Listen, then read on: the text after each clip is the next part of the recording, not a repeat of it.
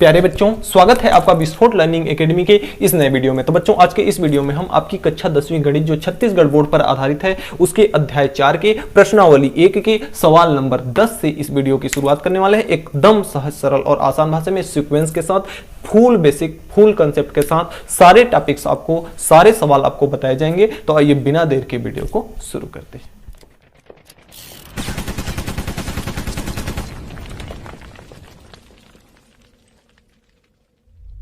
अध्याय 4 प्रश्नावली 1 का प्रश्न संख्या 10 आपसे कहता है कि फूलों की एक क्याली की पहली पंक्ति में कितने पौधे थे? 23 पौधे हैं। पहले पंक्ति में कितने पौधे हैं? 23 पौधे हैं। और दूसरे पंक्ति में 21 पौधे हैं। और तीसरे पंक्ति में 21 और तीसरे पंक्ति में 19 पौधे हैं।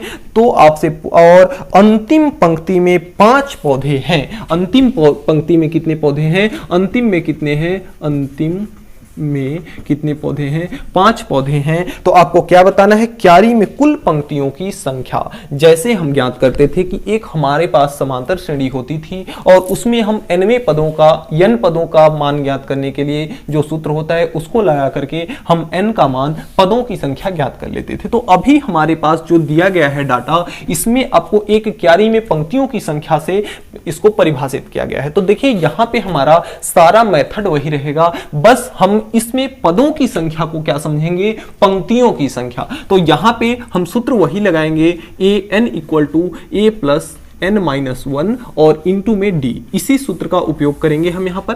तो इस सूत्र का उपयोग करने के लिए an यानी अंतिम पद, an क्या होता है? अंतिम पद। और इसमें बोला है कि अंतिम पंक्ति में पौधों की संख्या कितनी है? 5 है। तो an यानी अंतिम पद कितना है? इसमें 5 है। और प्रथम पद यानी कितना है? 23 है। पहली पंक्ति में कितने पौधे हैं? 23। और d का मतलब होता है सर्वांतर, बाद का पद माइनस पहले का पद। तो बाद का पद कितना है? 21 है। पहले का पद कितना है? 23 है। तो पहले का पद यहां से कितना है? 23 है। माइनस का चिन्ह है, बड़े का चिन्ह माइनस है, तो यहां डी का जो मान आएगा ऋणात्मक आएगा। और 23 में से 21 निकलेगा तो कितना बचेगा? 2 बचेगा।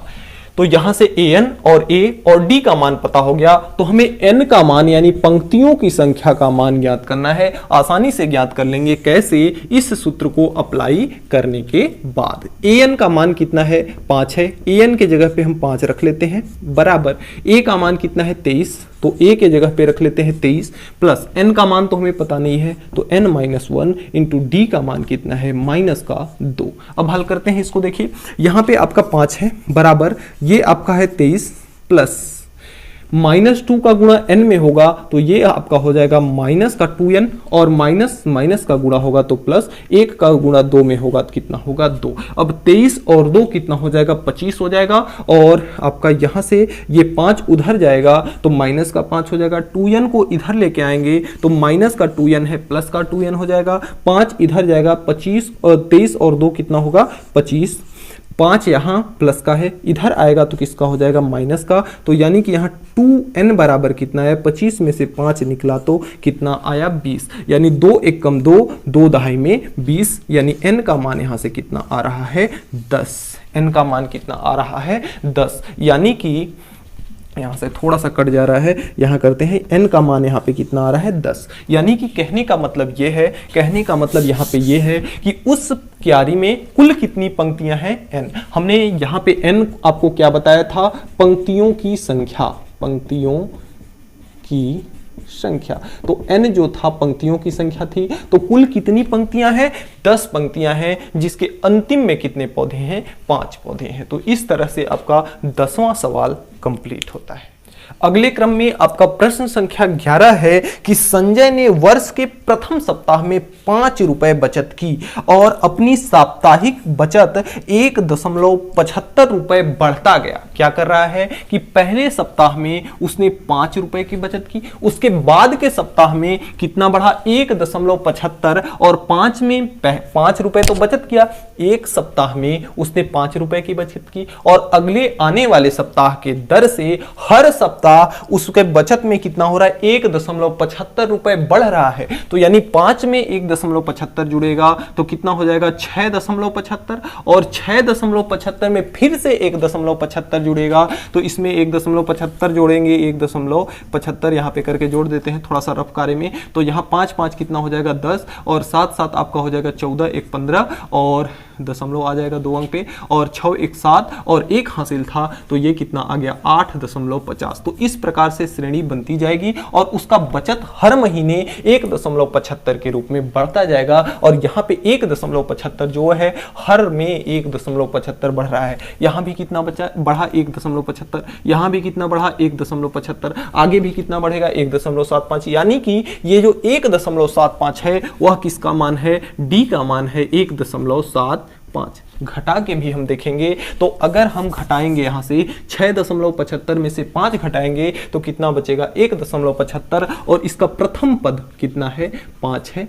प्रथम पद कितना है 5 है। आगे कहता है कि यदि 90वें सप्ताह में उसकी साप्ताहिक बचत 90वें सप्ताह में यानी कि अंतिम सप्ताह यानी AN में कितना है, कितना का बचत किया 20.75 रुपए हो जाती है। यह बढ़ करके कितना हो रहा है 20.75 रुपए हो जाती है। तो N का मान ज्ञात कीजिए। यहां से N का मान आपको ज्ञात करना है। सूत्र हमारा वही रहेगा एकलौता जो सूत्र इस चैप्टर में हमेशा काम आते आ रहा है, AN बराबर A प्लस N-1 और इनटू में D। इसी सूत्र को काम में लेंगे। मान सबका दिया हुआ है, N का मान यहां से हम निकाल लेंगे। AN का मान कितना दिया है 20.75, तो ये आपका 20.75 हो जाएगा। A का मान है आपका 5, तो 5 प्लस N-1 और इनटू में D का मान कितना है 1.75।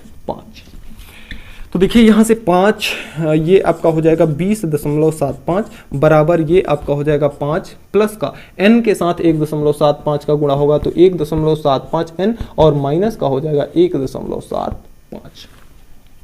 1.75 को इधर लाएंगे। सबसे पहले 5 को लाते हैं। यहाँ से अगर इसमें 5 को लाया जाएगा तो 5 प्लस का है, ये आपका हो जाएगा 20.75 माइनस का ये आपका है 5, और यहाँ पे जोड़ के ही ला देते हैं 5 और माइनस घटाना है, चलिए कोई बात नहीं। और ये 1.75 इधर आएगा तो माइनस का है, ये हो जाएगा प्लस का 1.75 बराबर 1.75 n। यहाँ पे क्या बचा 1.75 n बचा। अब सबसे पहले 5 में से इसको निकाल देते हैं। तो 5 में से इसको जब निकाला जाएगा तो ये आपका है 20.75 और बड़े का चिन्ह हमेशा माइनस रहेगा, और 5 में से 1.75 निकालेंगे। 5 में से 1.75 अगर ऐसे करके निकालेंगे आप 1.75, तो यहाँ 10 में से 5 गया कितना हो गया 10 में से 5 गया 5, और यहाँ 9 बचा, 9 में से 7 गया 2 आपका बचा, और 4 में से 1 गया कितना बचा 3, यानी 3.25 आया। तो ये आपका कितना हो रहा है 3.25 बराबर 1.75 इंटू n।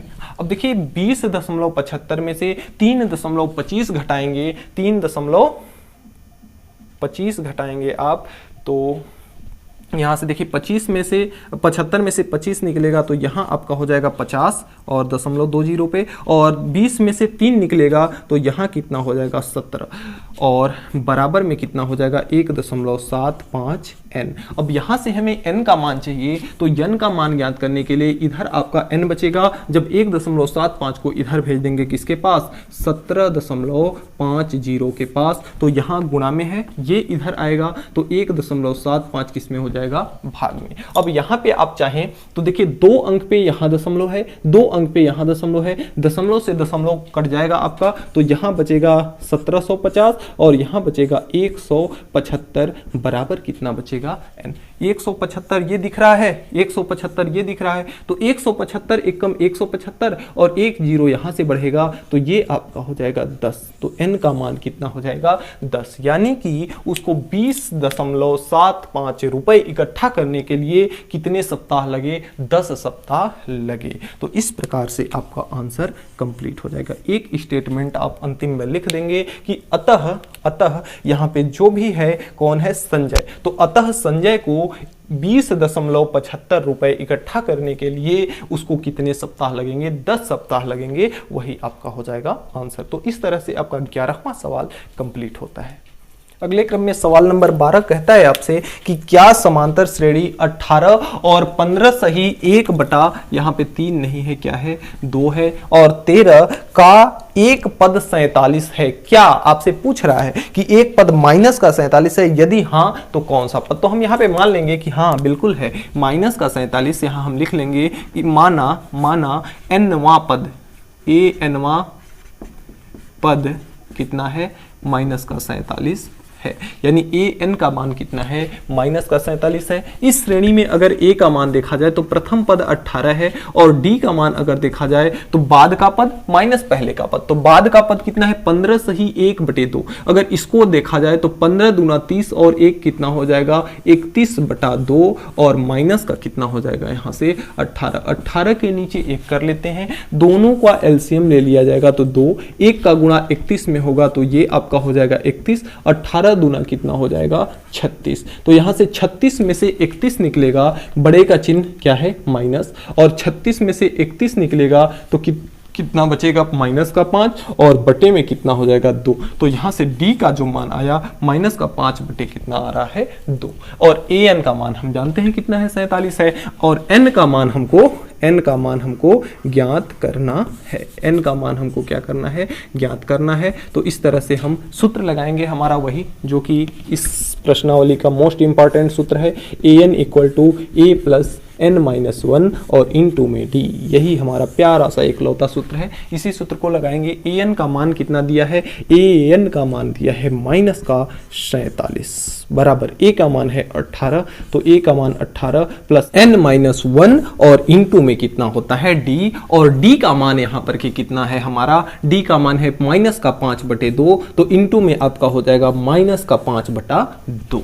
अब देखिए यहाँ पे 18 को अगर हम इधर भेजें तो 18 जब यहाँ आएगा प्लस का है, इधर आएगा तो माइनस का, यहाँ आपका माइनस का 47 है, ये इधर आएगा तो माइनस का आपका हो जाएगा 18 बराबर, ये माइनस 5/2 गुणा में है। अगर इसको भी हम इधर लाएं, माइनस 5/2 को पूरे को अगर इधर लाएं गुणा में है, इसका टर्न जो है पलट जाएगा और रहेगा आपका किसमें, माइनस में ही। इसका टर्न जो है पलट जाएगा और रहेगा, सबसे पहले इसको हल कर लेते हैं फिर उसके बाद देखते हैं उसको। तो n-1 और इनटू में आपका हो जाएगा माइनस का 5/2। अब यहां पे देखिए 47 और 18 को अगर जोड़ा जाता है, 47 और 18 को जोड़ा जाता है तो 8 और 7 कितना हो जाएगा 15, तो 15 की 5 हासिल 1, और 4 और 1 5 हासिल था 1 तो 6 हो गया, और माइनस माइनस चिन्ह रहता है माइनस का, और माइनस माइनस जुड़ते हैं तो माइनस का 65 हो गया। अब देखिए माइनस का 5/2 जो है गुणा में है, इधर आएगा तो यह देखिए 5/2 जो है यह पलट जाएगा, क्योंकि जो भाग में है इधर आता है गुणा में हो जाता है, और जो गुणा में है इधर आता है भाग में हो जाता है, और चिन्ह रहेगा यहाँ माइनस का बराबर, यहाँ बचेगा n-1। क्या बचेगा n-1, और ये आपका थोड़ा सा यहाँ दिख नहीं रहा है, कट गया है, तो ये आपका -2 बटे कितना हो जाएगा, माइनस का 2 बटे कितना हो जाएगा 5। अब यहां से देखिए अगले क्रम में अगर यहां हल करें हम इसको तो ये आपका 65 है, 5 1 कम 5 और 13 पचे 65, 5 1 कम 5 और 13 पचे 65, माइनस से आपका माइनस खत्म हो जाएगा, और 13 दूना कितना हो जाएगा 26 बराबर n-1। 1 को इधर लाएंगे तो माइनस का है प्लस का हो जाएगा, तो ये आपका हो जाएगा 26 + 1 इक्वल टू n। तो यहां से n का मान कितना हो जाएगा 26 और 1 कितना होगा 27, तो n बराबर यहां पे कितना आ रहा है 27 आ रहा है। यानी कि कहने का मतलब कि ये जो आपका माइनस का 47 है वह कौन सा पद है, इसमें पूछा है सवाल में कि कौन सा पद माइनस का 47 है, अगर है तो कौन सा पद है, तो 27वां पद। यहां से हम लिखेंगे एक स्टेटमेंट कि अतः अर्थात इस श्रेणी का 27वां पद कितना है, माइनस का 47 है। तो इस तरह से आपका 12वां सवाल कंप्लीट होता है। तो देखिए 13वां सवाल अगले क्रम में आपका है कि यदि किसी समांतर श्रेणी का 11वां पद, अब देखिए आया आपका सवाल 11वां पद, कह क्या रहा है 11वां पद। हम जानते हैं कि 11वां पद क्या होता है, यानी कि इसमें जो दिया है उसको लिख लेंगे, दिया है क्या क्या दिया है 11वां पद। जैसे अगर हमारे पास अगर दूसरा पद होता है तो हम लिखते हैं a + डी, तीसरा पद होता है तो लिखते हैं a प्लस 2d, एक घटाकर, चौथा पद होता है तो लिखते हैं a प्लस 3d, एक घटाकर, पांचवा पद होता है तो लिखते हैं a प्लस 4d, एक घटाकर, तो 11वां पद है तो एक घटा के लिखेंगे a प्लस 10d। अगर यहां पे a चौथा पद a प्लस 3d, पांचवा पद a प्लस 4d, तो 11वां पद क्या होगा a प्लस 10d। तो यहां से हमें मान दिया है a plus 10 d equal to कितना दिया है, a plus 10 d equal to दिया है आपका 38, कितना दिया है 38। अब देखिए आगे क्या कह रहा है, आगे कहता है कि 38 है और 16वां पद 73 है। तो अगर 16वां पद हम निकालें तो 16वां पद कितना हो जाएगा, a प्लस 1 कम, 16 में से 1 कम यानी कि कितना हो जाएगा 15d, बराबर कितना है, बराबर कितना है आपका 73 है। तो आपको क्या ज्ञात करना है, तो इस श्रेणी का 31वां पद यानी कि आपको क्या ज्ञात करना है, आपको a 31 का मान आपको ज्ञात करना है। आइए सीक्वेंस से करते हैं। सबसे पहले इसको हम मान लेते हैं समीकरण नंबर 1, इसको मान लेते हैं समीकरण नंबर 2। दोनों समीकरणों को क्या करते हैं, घटा देते हैं। जैसे ही यहां माइनस का चिन्ह लगाएगा सभी चिन्ह क्या हो जाएंगे, बदल जाएंगे, प्लस से माइनस। यहां से a प्लस का ऊपर में, a माइनस नीचे, a नीचे का क्या है माइनस में है, तो यहां से a से a आपका कट जाएगा और यहां 10d और ये माइनस का 15d है, तो 10d प्लस का माइनस 15d माइनस का, तो ये घट जाएगा। 15 में से 10 निकलेगा, क्या बचेगा 5d बचेगा और चिन्ह किसका रहेगा, बड़े का यानी माइनस का। यहां पे देखिए 38 और 17, 38 प्लस का और 73 माइनस का, तो यहां से घट जाएगा, प्लस माइनस घट जाएगा और चिन्ह रहेगा बड़े का, बड़े का चिन्ह है माइनस। 73 में से 38 निकलेगा तो 13 में से 8 आपका निकलेगा, तो बचेगा कितना 5, यहां पे 6 बचा, 6 में से 3 निकलेगा तो बचेगा आपका 3, माइनस से माइनस गया और d का मान यहां से आ गया 35/5 उधर गया तो भाग में हो गया और ये आपका हो जाएगा d का मान कितना हो जाएगा 7/35, यानी d का मान कितना आ गया 7। अब यहां से अगर हम किसी भी समीकरण 1 या 2 में d का अगर मान रख दें, इस d का मान रख दें तो हमें a का भी मान पता हो जाएगा। तो यहां हम लिखेंगे समीकरण 1 में d का मान रखने पर, क्योंकि हमें अगर a और d दो चीज का अगर मान पता हो जाए तो हम श्रेणी के किसी भी पद का मान ज्ञात कर सकते हैं। तो d का मान तो हमें पता हो गया। अब समीकरण 1 में मान रखते हैं तो a आपका ऐसे ही रहेगा, a प्लस 10d है और d का मान कितना है 7 है और बराबर का कितना है 38 है। ये आपका है समीकरण नंबर 1। समीकरण नंबर क्या था 1 था, उसी में हमने d का मान रखा है। तो यहां से a प्लस ये 10 × 7 कितना हो जाएगा 70, बराबर का कितना हो जाएगा 38, यानी a 70 उधर जाएगा तो माइनस का हो जाएगा 70, माइनस का 70 और ये प्लस का 38 घट जाएगा दोनों। तो यहाँ a से कितना मान आएगा 70, 10 में से 8 निकला, बचा आपका 2, 6 में से 3 निकला, बचा आपका 3, बड़े का चिन्ह माइनस है तो यहाँ पे मान कितना आ गया माइनस, a का मान माइनस का 32 और d का मान कितना आ गया प्लस का 7। हमें ज्ञात करना है 31वां पद, यानी 31वां पद एक घटा के 31वां पद a प्लस 30d होगा, a 31 बराबर 31वां पद a प्लस कितना होगा 30d। अब a का मान है आपका माइनस का 32, तो यहां रख लेते हैं हम माइनस का 32 प्लस 30 इंटू d का मान कितना है 7 है तो इंटू में 7 हो जाएगा, माइनस का 32 और 7 त्रिक कितना हो जाएगा प्लस का 21, एक जीरो यहां से और बढ़ जाएगा। अब 210 में से 32 निकालेंगे हम तो कितना बचेगा, 10 में से 2 गया 8, यहां 0 हो गया, 10 में से 3 गया कितना बचा 7, 1 बचा यहां तो 178, वो भी प्लस का, और यही आपका हो जाएगा आंसर a 31 बराबर, यानी श्रेणी का जो 31वां पद होगा वह कितना होगा 178। इसको हमने रफ कार्य में आपको समझाया है। तो इस तरह से आपका 13वां सवाल कंप्लीट होता है।